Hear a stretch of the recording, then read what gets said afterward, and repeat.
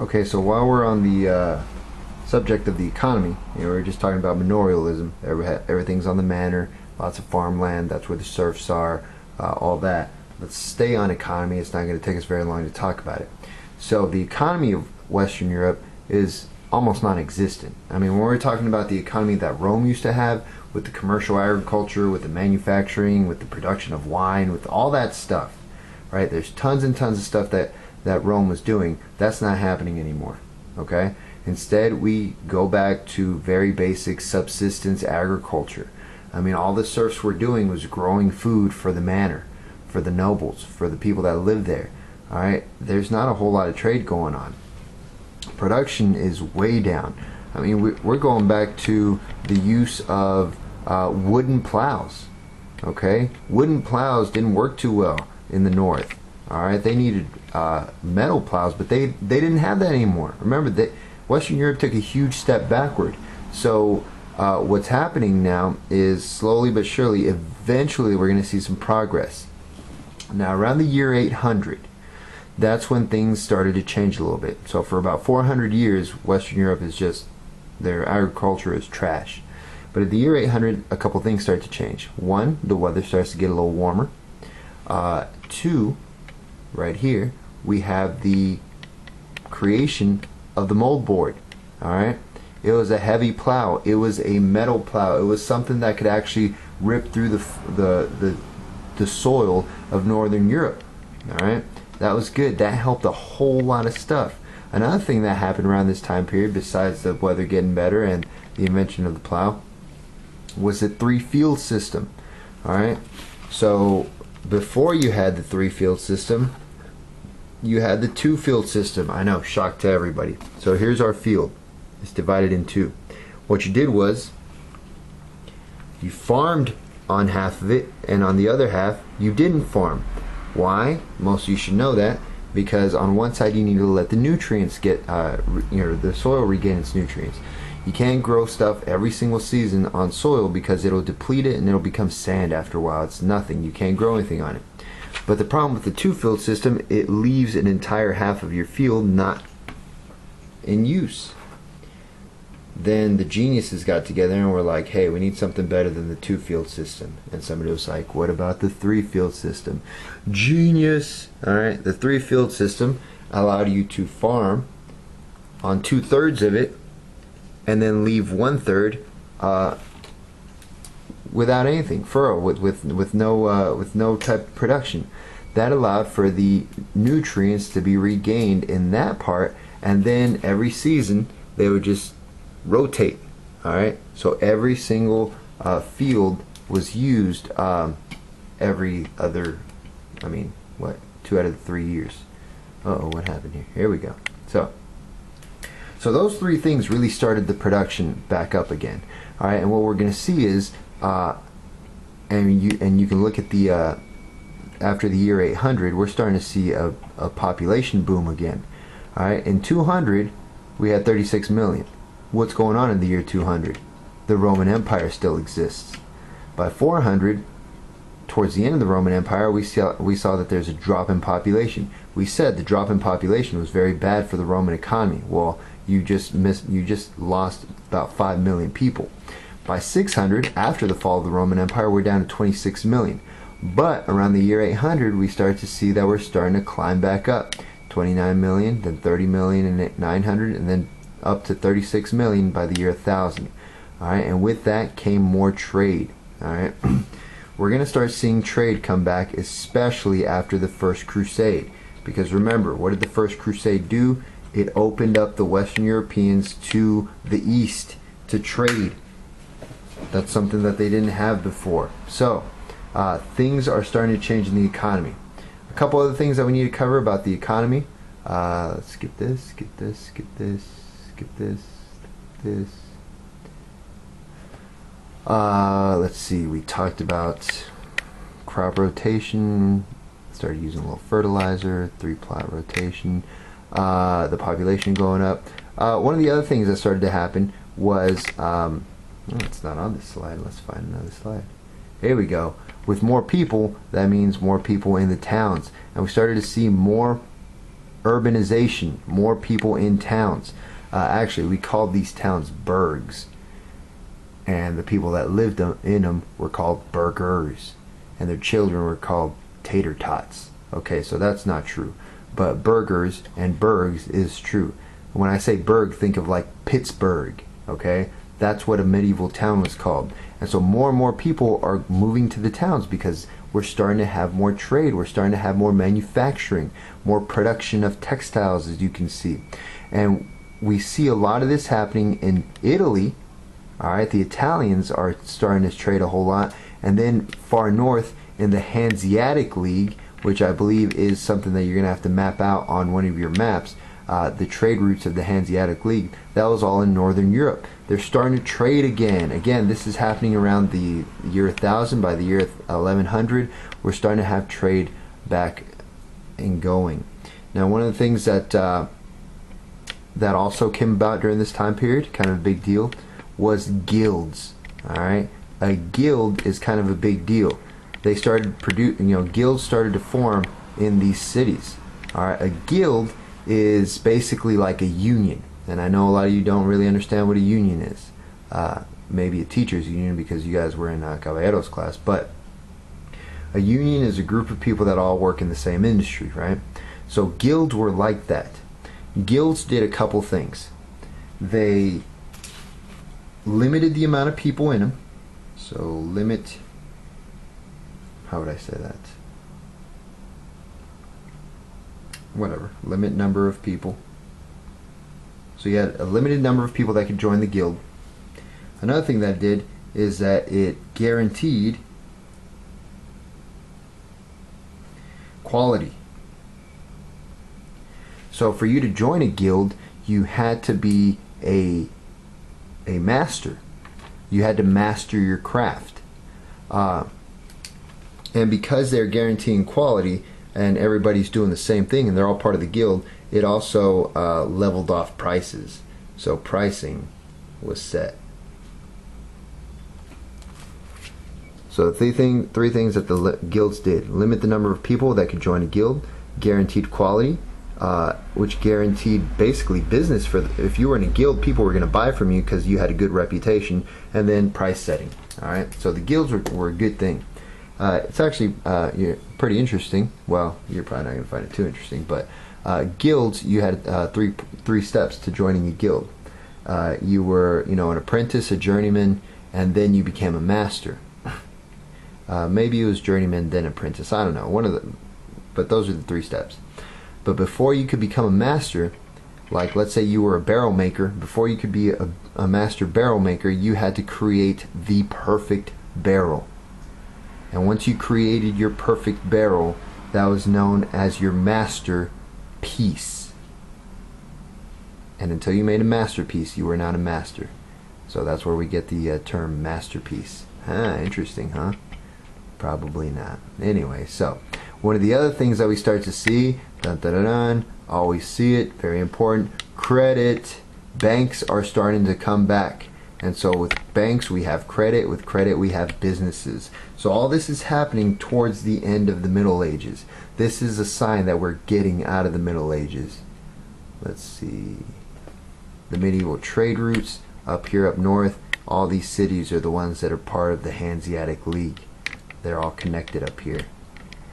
Then of course down south you have the Italian city-states that are going to be connected through the Mediterranean Sea. And looky there, Constantinople. Let's see. I think that covers. Oh, here we go. Another one with the Hanseatic League cities.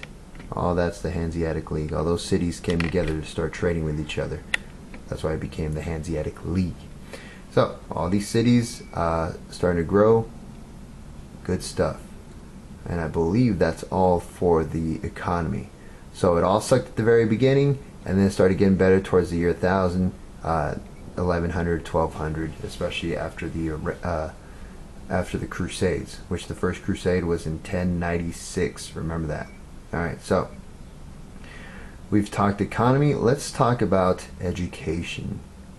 This isn't going to take very long because there wasn't much education. So due to the fact that there was very few people educated, your only education really came from, and really it was only the people that were part of the church. So let's talk a little bit about monasteries. Alright, you guys know what monasteries are. It's where the monks live. So, this was the only places where any real learning was going on. Monasteries served as, like it says here, like a, social services, like a, what do we call them? Social workers. The monks were like social workers. Like it says, they were inns and shelters for travelers. They were also orphanages for people, for babies, obviously for kids that were just left. And they were medical centers. And again, when I said medical centers, we're talking leeches, we're talking prayers, we're talking things like that are going to cure you. Not like the medical schools that the Muslims had at the time. Remember, the Muslims at this point are the most advanced when it comes to medicine. Schools, libraries, scriptoria, like I said, these are the only places where you had a lot of the books that actually survived from Rome. But nobody's reading those books. The only book that everybody's reading is the Bible. Anything that has anything to do with religion. I mean, think about it. Most of the philosophers were atheists. You think during this age of religion they're going to read stuff that was written by atheists? I don't think so. Plus, a lot of that stuff was in Greek, and some of those people couldn't read Greek. I mean, you had the Latin stuff from Rome, but, again, a lot of the science came from the Greeks. So, as far as scriptoria goes, you have to understand, in the monasteries, what they did was they recopied a lot of those books. They just made copy and copy and copy of all those books that were left from the classical age. So later on, when people actually start caring more about learning, they're going to read those books that were copied in the monasteries. So the monasteries played a pretty important role. Alright? Like I said, it's the only places where it's the only centers for education right now. But again, it was pretty much only open to the monks and basically the children of the wealthy, like wealthier, nobles like to send their daughters to monasteries because this was the only way to make sure that they would stay pure until the day that they got married. So it wasn't like, it was very elite, I guess, and not everybody benefited from the monasteries. Now, things to know about the monasteries, the way that they lived during this time, it was very popular to follow the rules of Saint Benedict. Saint Benedict is this guy that was like super monk. Like, everybody knew that he was like the most pious, most religious guy ever. There was even this, there was this legend that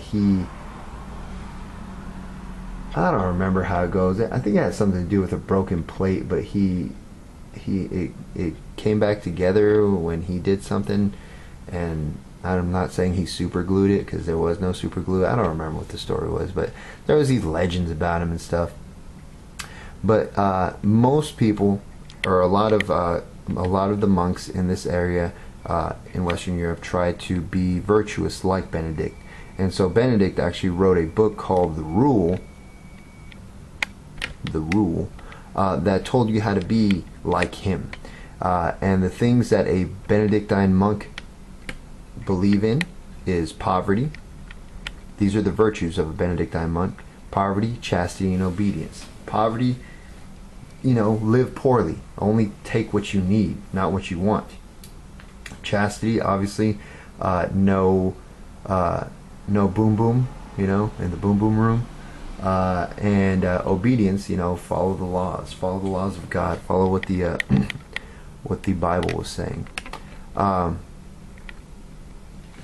So he also had a sister, Saint Scholastica, but we're not going to talk about her because I think that's gonna confuse you when we talk about scholasticism. So that's the monasteries. That's the role that the monasteries played. Like I said, they taught people how to people also were able to go there to learn how to farm. The monasteries actually taught people, very poor people, how to farm so that they could survive. So the monasteries, like I said, were a big social service. So kind of a big deal for the people around there to get educated. We're not going to talk about the rise of regional states yet. Well, I guess since we're on the monks, let's start talking about religion, because it plays a huge role in this time period, okay? This is the age of faith. These people during this time period are incredibly religious and or pious, or at least they believe they should be. Remember, Western Europe is a terrible place. There's lots of sinning going on over there. The knights that were supposed to protect everybody, they're fighting each other, killing each other, stealing from each other. It's bad, right? So people all over the place are sinning. And so they have to, they feel like they have to do the right thing so that they can one day go to heaven, because they already live in hell. Western Europe was hell. So the church controls everything. And again, if you remember the last video, part of it is because the kings, remember what the kings did, remember what Clovis did, remember what Charlemagne did, what all these guys did. They were the protectors of the church. They basically allowed themselves to be second most powerful to the Pope. The Pope would be the most powerful person. And so everything is dictated by the faith. Any questions, you answered them with the Bible, or the priest would give you an answer. And see, here's the thing. How many of these people can read the Bible? Like none of them. So what can the priest tell them? Whatever they want. And these people, you have to understand, this is a very corrupt age for the Catholic Church. Lots and lots of lying and stealing. They also had tons of money, so much money, because the church would collect the tithe. All right, you guys know what that is? Tithe. That's, for those of you that speak Spanish, that's the diezmo, the 10% that you're supposed to give the church. So they collect all that money. They cannot be taxed, because kings cannot charge them taxes.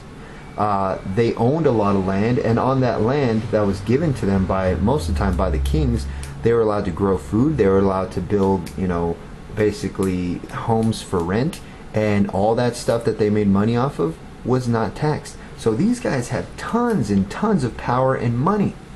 All right, and nobody's questioning that, because you don't question the church, because you could go to hell. And like it says here, one of the signs, one of the visual signs that you could see how powerful the church was, I guess the only good architecture that was coming out of this time period was Gothic cathedrals. All right, this is a whole new style. Gothic is a style of cathedrals. Well, not just cathedrals, but I mean, it's basically all the buildings that have pointed arches, which you can't really tell on this picture, but they also have something called flying buttresses. Let me go to the very beginning slide, because there's a great example of it. Alright. You can see the pointed arches. Let me zoom in. Sorry. Zoom. Focus. I guess you can kind of see the pointed arches. But all these things that you see here, all these supports that are on the outside, that basically it's like a beam and then it connects to the church from the outside, so you got a beam that then connects. Those are called flying buttresses. So here's your main building, and then you have like the support beam, and then you have these beams that connect it. Those are called the flying buttresses, and you can see them here. If you go to Spain, you're going to see like 2 or 3 of these types of cathedrals, and the inside is just as beautiful as the outside. So much detail went into this. And what do we know about something that we spend a lot of time on and put a lot of detail into? It's important. And think about how poor the people of Western Europe are. These cathedrals, if you ever saw one up close, you would know that a lot of time and money went into this, because of how detailed everything is. I mean, the outside is incredibly decorated, because, like I said, the church was a big deal. They have lots and lots of power. People wanted to go to heaven. And even something as simple as working on the church, being one of the construction workers on the church, you were doing something for God. All right, that's what that's what they believed. So they wanted to go to heaven. So the cathedrals, I mean, another sign of how powerful the church was, I mean, they end up sending thousands of people on the Crusades to go kill Muslims. So tons and tons of power. And again, nobody's questioning this power because nobody can. Nobody's reading the Bible. Nobody knows what it says except for the people that are in the church. We already said that the Franks, you know, Charlemagne, guys like him, gave the church more power by submitting to them, submitting to the church, and by going out and conquering new lands in the name of the church and making them, you know, basically spreading the religion. So most of the people in Western Europe are Catholic. Now, before they were Catholic, they were all of pagan religions, and they all had these superstitious beliefs. So you have to understand, those pagan ways, like it says here, did not disappear. Alright? They still did rituals, they just blended it with Christianity. My favorite example to use right now with this is the Matachinas. That is a great example of pagan rituals mixed with Christianity. Now, those of you that are not Mexican, you don't know what a matachin is, but they're these people that dance at church that dress like natives, like Aztecs. They have, you know, they have these ritual outfits that they wear. They dance around to drum, and they're praying not to any Aztec gods, but to the you know, to a Christian symbol, the Virgin Mary. So that's a great example of how it blended. You know, another example, Christmas. The reason that Christmas is in December is because in Western Europe you already had a bunch of pagans that celebrated holidays. There was pagan holidays at the end of the year around December. So if you're the church, you know, that's just an easy transition. Instead of celebrating pagan holiday in Christmas, we're gonna or in December we're celebrating Christmas, which is a Christian holiday. All right. So anywhere, you know, we introduce new religions, it's going to blend. Another example is whenever we talked about Islam going to India, the Muslims started using the caste system. That blended. All right. Later on, when we talk about the slaves in the Americas, we're going to see that you know, the slaves brought over, you know, shaman type religions, and it blended with Christianity, and that gives us voodoo. All right. So there's always going to be that blend. So, let's see. Now the popes. The popes are incredibly powerful. Super powerful. I mean, this, you know, whoever the pope was the most powerful person in Western Europe. Because remember, they have power over the kings. And so, if any king were to try to stand up to the pope, does anybody remember the pope's favorite weapon? Excommunication. Do you think these kings wanted to go to hell? Because remember, excommunication is a one-way ticket to hell. And so, you know, they do have tons of power. They had so much money. When we get to the Renaissance, we're going to see that these popes were spending all this money on art and all sorts of other stuff that they weren't really supposed to be spending their money on, right? So, so very, very powerful people. Now let's talk a little bit about the corruption of the church. I told you guys that the church is very corrupt. Here's a couple of the problems that the church had. One was called investiture. Investiture. Invested. That's a T-U-R-E. Investiture was when the kings would appoint the bishops. Now, the only people that's supposed to appoint bishops is the church. But remember how powerful the church is. Why do you think a king would want to have the power to appoint the bishop? Because that way he has a bishop in his pocket. You know what I mean? If that king ever needs a favor, he's got that bishop. That's not supposed to work that way. Another problem during this time period was something called simony. Simony was, well, remember, there's a lot of power in the church. Well, there was people that had money and said, you know what, I'm going to pay to be part of the church, to be a priest, because that gives them power. So people were paying to join the church, to be part of the, you know, of that organization, and that's not the way that you join the church. You want to be a priest, you go to the seminary and you study and all that. So you had priests that were illiterate. You had priests that were having kids, that were gambling, that were drinking. It was really screwed up. And later on, especially when we talk about the Reformation, we're going to see the other problem where the church was selling indulgences. Now, an indulgence is basically a get out of hell for free card. You buy something from the church, and the priest told you, oh, for example, if it was a piece of wood, the priest would tell you, oh, this piece of wood used to belong to the cross that Jesus was crucified on, and people would buy it. And because they don't want to spend, they didn't want to spend a lot of time in purgatory, or they didn't want to go to hell, this was a way for them to pay money to relieve their sins. That's not how religion works. But the priests didn't care. They were making tons of money off the fears of the people. They say if you take all the pieces of wood that were sold as part of Jesus' cross and you put them all together, you could probably build Noah's Ark. That's how corrupt the church was, right? So it's very, very powerful. And remember, it all started with Clovis. If Clovis hadn't decided that, hey, I'm going to make the church this super important thing, maybe it wouldn't have been that way. But it is. So the church, tons of power. Let's see. I think there's something else here on the church. And like I said, the teachings of the church, you didn't question them. All right, everything that people wanted to know about the world was answered with the church. Later on, we'll talk about how that started to change. Even universities, when they start to pop back up, and again, I told you Western Europe is pretty dumb, so the universities don't come around until about the 1100s, 1200s, so this is towards the end of the Middle Ages.